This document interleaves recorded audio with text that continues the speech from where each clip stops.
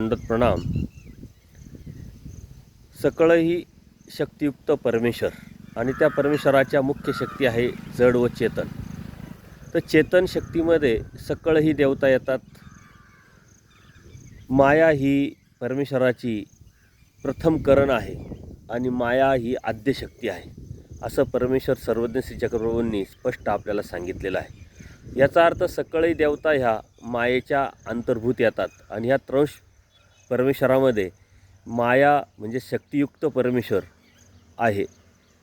परमेश्वर याच्या ठिकाणी या सर्व सकळी देवता अत्यंत सेवक वृत्तीनं वेचलेल्या असतात आणि परमेश्वर जो आहे आनंदमय, ज्ञानमय, ऐश्वर्यमय, प्रकाशमय, तेजोमय, प्रेममय, तर अशा ठिकाणी त्या परमेश्वराच्या ठिकाणी सतत सेवकवृत्तीनं मनोधर्माने त्या कार्यरत असतात.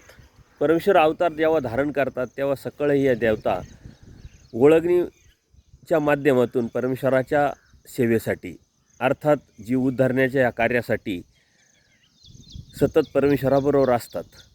आणि म्हणून परमेश्वरच्या ज्या सर्व शक्ती आहे त्या शक्तीलाच आपण परमेश्वर न समजता त्या परमेश्वराच्या शक्ती असं जर समजून घेतलं आणि परमेश्वराला आनंदी भावी जर शरण गेलो तरच परमेश्वराची प्राप्ती आपल्याला होईल.